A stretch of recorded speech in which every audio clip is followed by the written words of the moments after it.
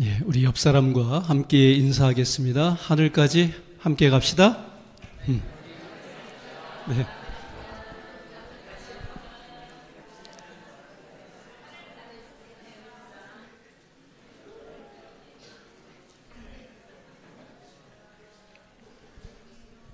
예, 감사합니다. 오늘 저는 말씀의 제목을 하늘에 갑시다 라고 정해보았습니다. 지난 화요일 설교를 마치고 집에 돌아갔는데 그때부터 감기에 사로잡히게 됐어요. 저도 모르게 제 콧구멍에다가 수도꼭지를 달았는지 정말 콧물이 계속 나오는데 제가 티슈를 한 4곽, 5곽은 쓴 것 같습니다. 그러니까 이틀 밤을 그렇게 지새웠는데 멈추질 않더라고요. 그래서 목요일까지도 장담할 수가 없었어요. 그래서 우리 김문호 장로님하고 통화하면서 혹시 제가 못 일어나면 장로님 말씀 준비하셨다가 설교하셔야 됩니다 이렇게 했는데 그래도 그날 좀 집사람과 함께 가서 영양제도 맞고 이렇게 해서 오늘 이렇게 서게 됐습니다. 누워있는 동안에 정말 병이 없고 질병이 없고 고통이 없는 하늘나라가 그리웠습니다. 그래서 하늘에 갑시다라고 하는 제목으로 정해보았고요. 또 한 가지는 저희가 서천교회에 새롭게 부임하면서 새벽 기도를 영상으로 이렇게 함께 진행을 해왔는데 우리 대쟁투 상하곤을 새벽마다 저희가 이렇게 20분씩 이렇게 낭독을 하고 서로를 위해서 기도하고 그런 시간을 보냈는데 지난 어제죠. 어제 대쟁투 학원 마지막 장 제42장 대쟁투의 종막을 저희가 끝마치게 되었습니다. 여러분 저희가 책을 떼면은 옛날에 선생님과 함께 책을 떼면은 어떻게 했죠? 잔치를 했지요. 그래서 늘 떡을 했는데 오늘 그래서 떡이 한 덩이가 아니라 2덩이일 겁니다. 예. 근데 그 대쟁투의 종막을 읽으면서 가슴이 정말 북받쳤어요. 정말 죄악된 이 모든 세상이 이와 같이 다 끝나고 하나님께서 우리를 예비하신 그 아름다운 에덴을 회복하신 그 땅에서 하나님과 함께 살게 된다고 하는 그런 사실을 저희가 읽고 그것을 느낄 때 가슴에 정말 감동이 그리고 감격이 벅차오르지 않을 수 없었습니다. 그래서 그 하늘을 생각하면서 하늘에 갑시다라고 하는 제목으로 말씀을 준비했습니다. 먼저 계시록 21장 1절로 4절의 말씀을 우리 교독하도록 하겠습니다. 제가 먼저 읽겠습니다. 파란 글씨를 읽어주시기 바랍니다.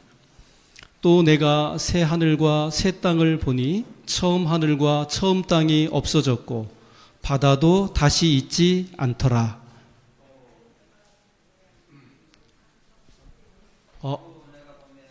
이제 죄송합니다.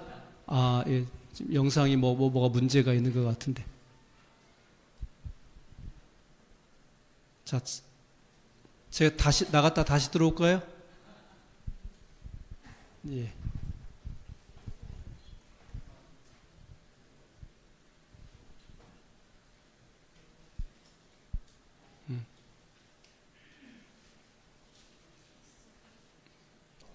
제 컴퓨터를 나갔다가 다시 한번 들어와 볼까요? 그거하고 상관없어요. 네.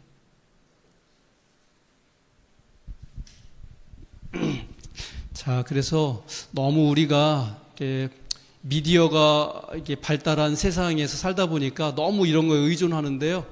우리 성경을 좀 다 같이 한번 좀 펴시면 좋겠습니다. 성경 가지고 오셨죠? 예. 지금 이거를 할 수가 없는 모양인 것 같습니다. 예. 성경 계시록 21장 21장 1절로 4절입니다.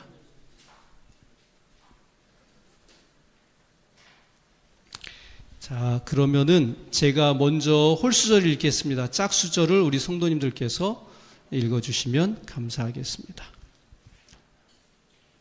나오나요? 나오는 것 같습니다. 안 된다는 거예요? 예. 자, 그러면 우리 성경 그대로 읽겠습니다. 또 내가 새 하늘과 새 땅을 보니 처음 하늘과 처음 땅이 없어졌고 바다도 다시 있지 않더라.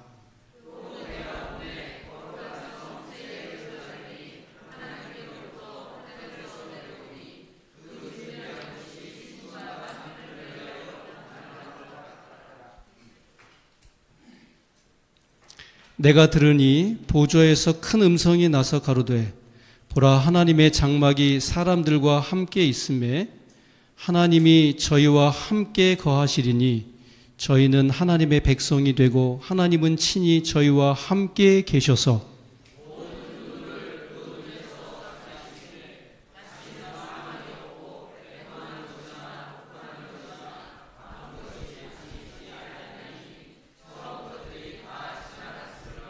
아멘.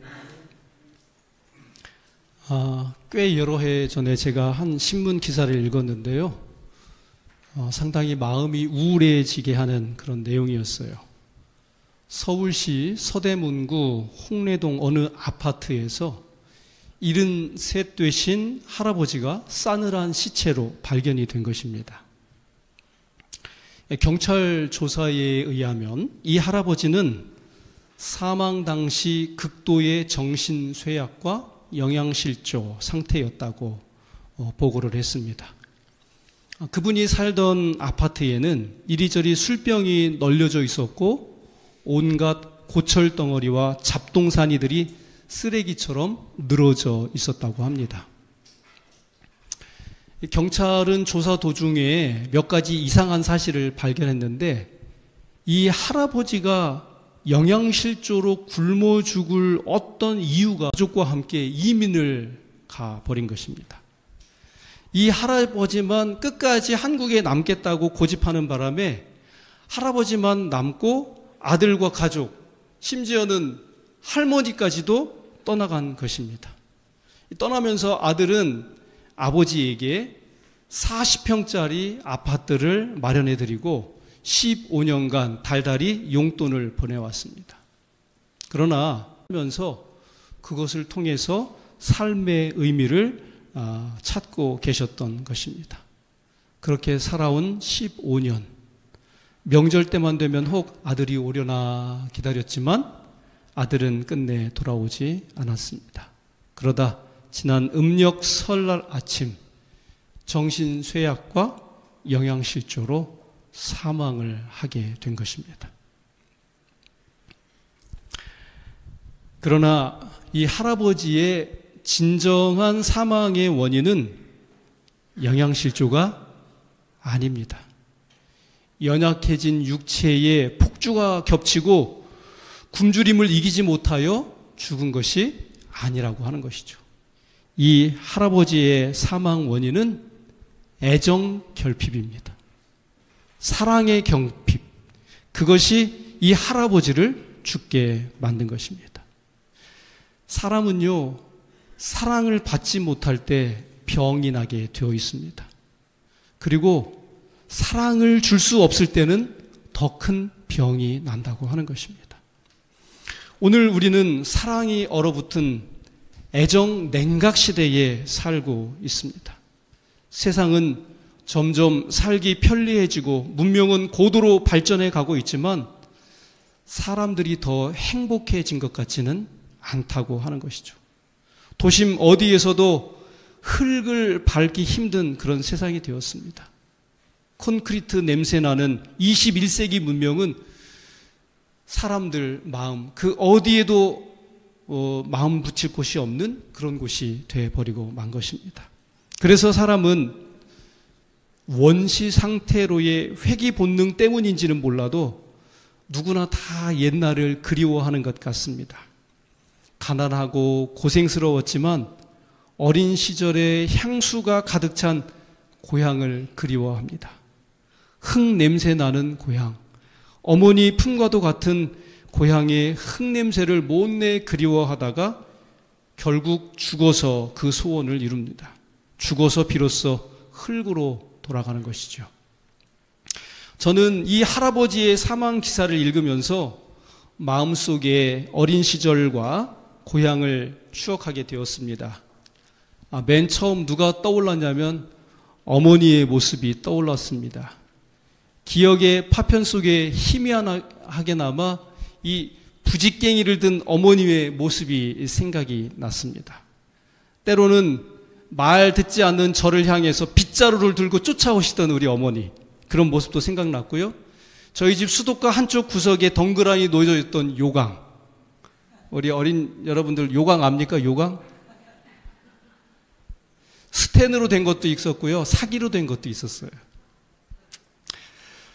그리고 깨진 바가지도 생각이 났습니다. 한편으론 고향의 작은 시골 교회도 생각이 났습니다. 그 교회에 깨어진 창문 틈으로 찬바람이 이렇게 새어 들어오고 삐걱거리는 풍금소리 반주에 맞추어 예배를 드렸던 우리 신창교회.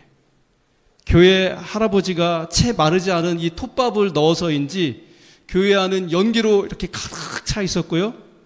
이런 마이크도 없어서 장로님이 마이크 없이 설교를 하셨는데 그 설교를 듣던 그런 장면도 생각이 떠올랐습니다.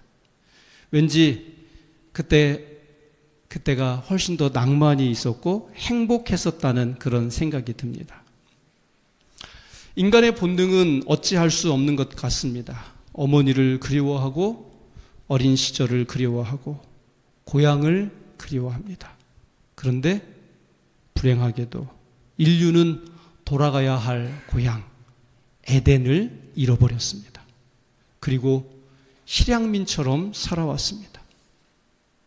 여러분, 우리의 고향은 이 땅이 아닙니다.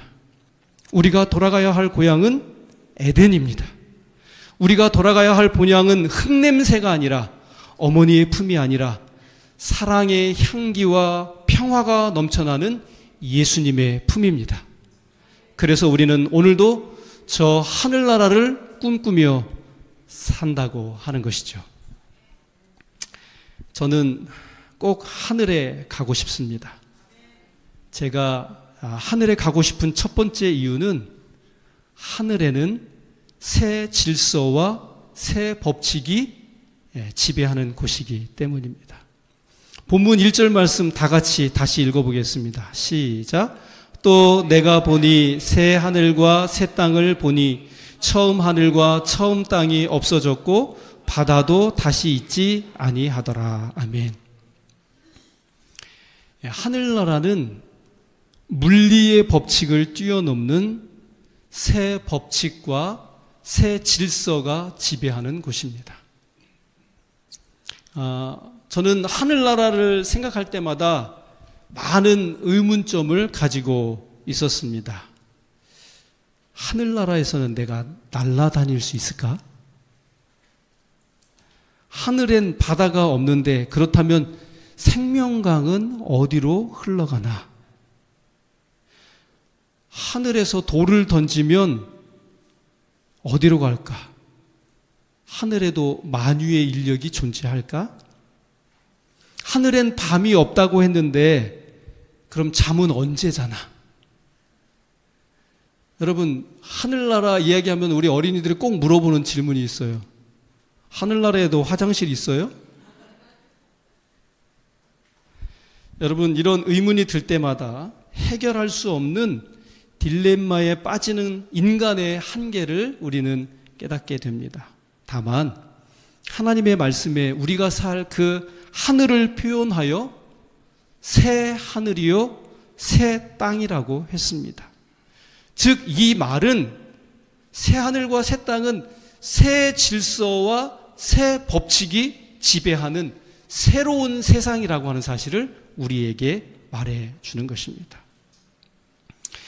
자연 법칙이 지배하는 이 세상에서는 시간이 지나가고 계절이 지나가면 나뭇잎이 떨어지고 꽃은 시들고 강물은 바다로 흘러가지만 사랑의 법칙이 지배하는 하늘에서는 떨어지는 낙엽이나 시드는 꽃을 그리고 바다를 볼 수 없다고 하는 것입니다. 그 하늘에는 오직 사랑의 법칙만이 존재할 것입니다. 우리는 마침내 자연의 법칙을 뛰어넘을 것입니다. 인간의 상식을 뛰어넘은 하늘의 법칙은 무슨 법칙이라고요? 사랑의 법칙입니다. 하늘의 원리는 곧 사랑의 원리인 것입니다. 그래서 화이트부인은 초기 문집에서 하늘에 가서 우리가 예수님을 만나는 장면을 묘사해 주고 있습니다. 여기 287쪽에서 288쪽에 보니까 먼저 우리가 하늘에 갈 때 양쪽에 날개가 달린 구림수레를 타고 간다고 그렇게 이야기했습니다. 그리고 그 아래는 살아있는 바퀴가 있어서 그 바퀴가 굴러갈 때마다 거룩하다 거룩하다라고 노래한다고 했습니다.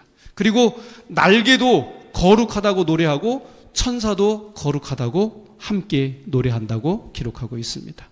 그리고 하늘에 도착하면 예수님께서 일일이 영광의 면류관을 우리 머리에 이렇게 씌워 주실 건데 그 면류관은 우리의 새 이름이 기록되어져 있을 거라고 말씀하셨습니다. 그리고 우리 앞에는 지휘하는 천사가 있는데 그 천사의 인도를 따라서 우리 모두에게 검은고 하나가 다 이렇게 주어진다고 하는 것입니다. 그리고 그 검은고를 튜닝을 하고 그 지도하는 천사에 따라서 함께 저희가 뭘 한다고요? 검은고를 연주하고 노래할 거라고 하는 것입니다. 자, 여러분 좀 뭔가 이상하지 않습니까? 여러분 검은고 연주해 보신 분, 검은고라고 하는 악기를 눈으로 보신 분, 우리는 검은고가 뭔지도 모르고 배워본 적도 없는데 하늘에 가면 우리가 어떻게 그 검은고를 연주할 수 있을까요? 이 땅에서는 아는 것이 힘이고 배워야지만이 할 수 있지만 하늘에서는 사랑이 힘이기 때문입니다. 그 사랑의 법칙이 우리로 하여금 배우지도 않은 그 검은고를 연주할 수 있도록 만들어준다는 사실을 여러분 믿으십니까? 여러분, 오늘 우리가 피아노도 연주할 줄 모르고 플룻도 불 줄 모르고 또 아코디온도 우리 송옥녀 집사님처럼 저희가 할 수 없을지 모르지만 하늘에 가면 뭘 연주할 수 있다고요? 검은고를 연주할 수 있다는 것입니다. 여러분, 그 하늘에 꼭 가봐야 하지 않겠습니까? 예, 세월이 지나면 검은 모무리가 팥뿌리처럼 휘어지고 그렇게 늙고 주름살이 생기는 것이 이 땅의 법칙이지만 하늘에서는 사랑의 법으로 늘 청청한 푸른 나무와 같이 우리 건강하고 행복하고 아름다운 모습으로 살게 된다고 하는 것입니다. 질병이 없는 그 나라, 사망이 없는 그 나라, 슬픔과 이별이 없는 그 나라에 우리 모든 성도님들 함께 가실 수 있게 되기를 주님의 이름으로 축복합니다. 하늘에 가고 싶은 두 번째 이유는 하늘엔 존재의 부담감이 전혀 없기 때문입니다. 본문 4절 다 같이 읽겠습니다. 시작.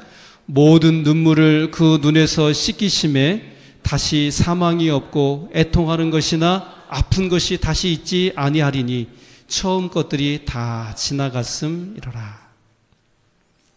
여러분, 하늘에는 눈물과 사망과 애통과 곡하는 것과 아픈 것 이런 것들이 없다고 말씀하십니다. 여러분, 하늘에는 왜 이런 것들이 없을까요? 왜 이 세상에서는 눈물과 사망과 애통과 곡하는 것과 아픈 것이 가득한 것입니까?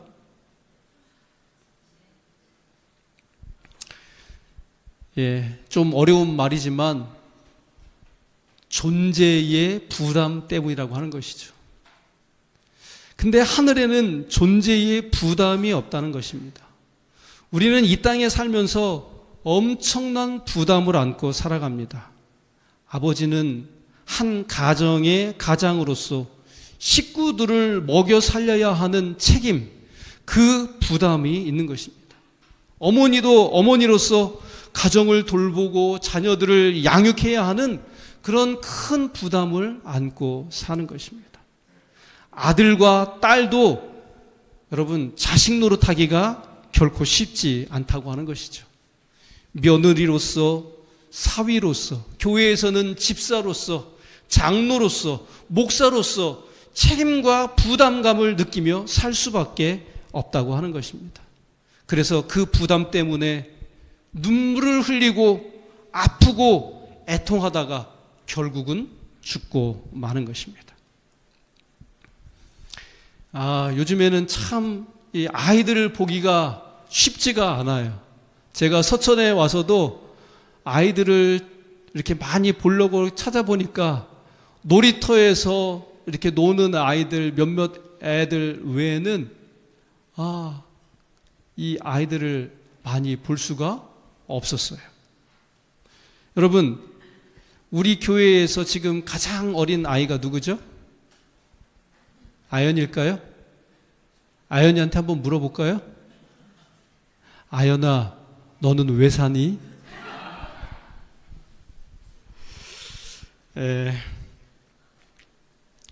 여러분, 깐난장이가 이제 막 걷기 시작한 우리 아이들이 인생의 부담이라고 하는 것을 느끼고 존재의 부담감을 느끼고 살아갑니까? 그 아이들은 그렇지 않을 것입니다. 근데 유치원만 가도 이제는 다르다고 하는 것입니다. 한 번은 저희 집 문에 붙은 유치원 원화 모집하는 광고를 봤어요. 태권도도 가르쳐주고 피아노도 가르쳐주고 주산과 영어와 산수와 한문도 가르쳐준다고 설명하는 그런 광고지였습니다. 여러분, 이것이 과연 이 아이의 행복한 미래를 위한 것입니까? 아니면 부모의 욕심을 채우기 위하여 이런 아이에게 삶의 부담을 지우는 것입니까? 한번 생각해 봐야 하지 않겠습니까? 그래서 이 땅에서 우리가 아버지로서, 엄마로서, 목사로서, 장로로서, 집사로서의 어떤 이 존재의 부담이 사라지면 우리가 살아가는 이 세상이 어떻게 변하게 될까요? 삶의 부담이 없는 곳의 모습이 어떠한지 우리 성경에서 한번 확인해 보도록 하겠습니다. 이사야 11장 6절로 9절 말씀입니다.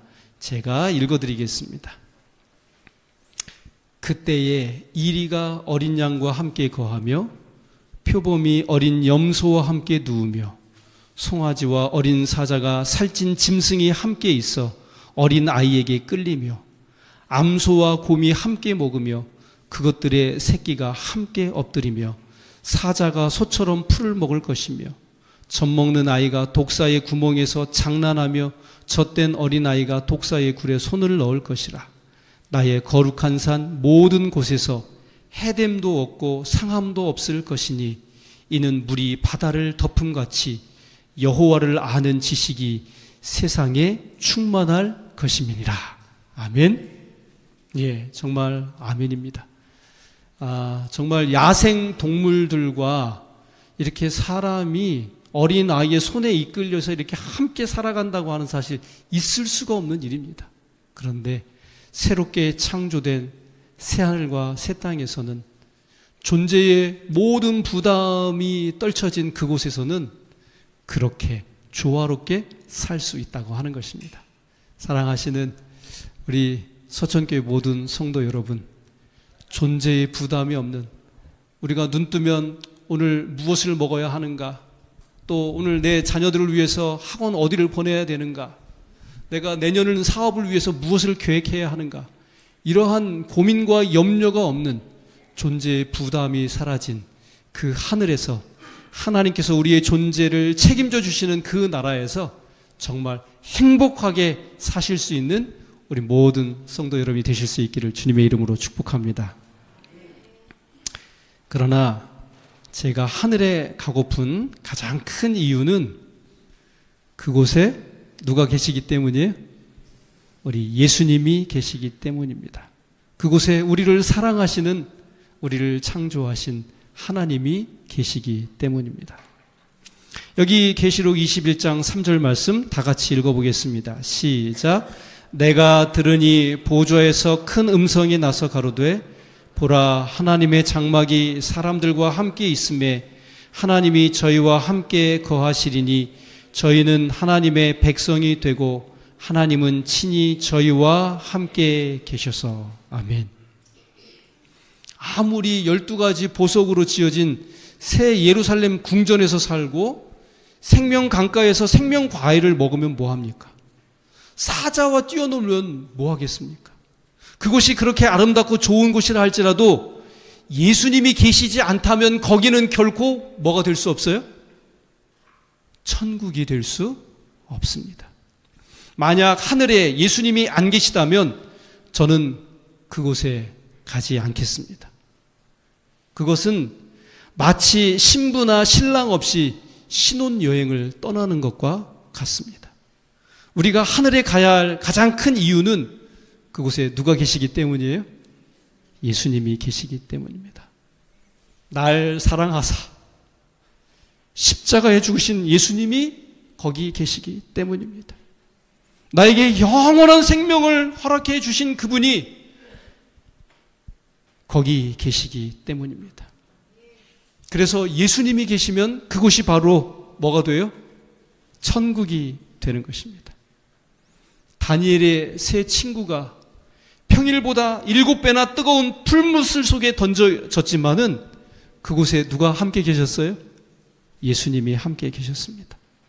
바울과 실라가 죽도록 로마인들에게 두들겨 맞고 빌립보 감옥에 던져졌지만 그 감옥에 예수님께서 함께 계셨습니다. 내 비록 산과 들이나 혹 초막 속에 거해도 내 주를 모신 곳이면 그곳이 천국이 되는 것입니다. 말씀을 줄이면서 한 이야기를 들려드리겠습니다. 태평양 어느 바다에 궁전이 있었습니다. 천연색 산호초로 지어진 이 아름다운 궁전에 물고기 한 마리가 살았는데 그 몸에서 금빛 향기가 나는 공주 물고기였습니다. 어느덧 자라난 이 공주 물고기가 아버지의 명령을 어기고 금지된 사랑에 빠지게 됩니다. 그리고 애인과 함께 먼 여행을 떠나게 됩니다. 그런데 어느 지역을 지나자 금빛 향기 나던 자기 몸의 빛깔이 청황색으로 변하게 된 것입니다. 게다가 엄청난 풍랑에 떠밀리다 어느 작은 웅덩이에 갇혀 살게 된 것입니다. 그래도 서로를 위로하며 열심히 살았습니다. 새끼를 낳았는데 너무나도 볼품없는 까만 물고기였습니다. 그래서 엄마 물고기가 새끼 물고기들을 불러놓고 옛날 이야기를 해줍니다. 얘들아, 우리는 원래 이런 모습이 아니란다. 이곳은 너희의 살 곳이 아니야. 원래 엄마는 저 큰 바다에 너무도 아름다운 산호궁전에 금빛 향기 나는 공주였단다. 그러나 새끼 물고기들은 믿지 못합니다. 상상을 초월할 만큼 넓은 바다가 있다는 것을 믿으려 하지 않을 뿐더러 오히려 엄마가 거짓말을 하고 있다고 비난을 하곤 했습니다. 엄마는 자신을 믿지 못하는 새끼들을 볼 때 가슴이 메어졌습니다. 이 엄마 물고기는 죽기 직전 유언처럼 다시 한번 말을 합니다. 얘들아, 어쩌면 해일이 있을지 모른단다. 그때가 되면 너희가 사는 이 작은 웅덩이를 벗어나 바다로 갈 수 있을지 모른단다. 그러면 꼭 엄마가 말하던 그 산호궁전을 찾아가거라. 그리고 얼마 지나지 않아 해일이 있었고 작은 웅덩이에서 벗어난 이 새끼 물고기들은 엄마의 말씀이 사실인 것을 확인하게 되었습니다. 정말 그들 앞에 바다가 펼쳐져 있었던 것입니다. 그제서야 엄마의 이야기를 기억하며 바다 산호궁전을 찾아가려고 애를 씁니다. 사랑하는 우리 서천교회 성도 여러분, 우리는 이 이야기 속에 나오는 보기 흉한 볼품없는 까만 물고기가 아니라는 것입니다. 우리의 본 모습은 이 모습이 아니라는 사실을 기억하시게 되기를 간절히 바랍니다. 원래 우리는 하늘의 왕족입니다. 우리를 위해 하늘 궁전이 예비되어 있고 우리는 그곳에서 왕노릇하며 살 것입니다. 그러므로 여러분, 우리를 위하여 하늘을 준비하고 새 에덴을 예비해 놓으신 우리 하나님 기다리시는 그곳 하늘에 가야 되지 않겠습니까? 다른 어떤 것보다도 우리를 구원하신 우리 주님께서 그곳에서 우리를 간절하게 기다리고 계신다고 하는 것입니다. 그러므로 그분의 간절함을 이루실 수 있도록 오늘 우리가 이 땅에서 정말 힘겹게 너무나도 어렵게 그렇게 살아가고 있지만 우리를 위하여 이렇게 새롭게 마련해 놓으신 영원한 하늘이 있음을 기억하시고 그 나라에 함께 가시는 우리 모든 성도들 되실 수 있기를 간절히 바라면서 오늘 말씀을 맺도록 하겠습니다.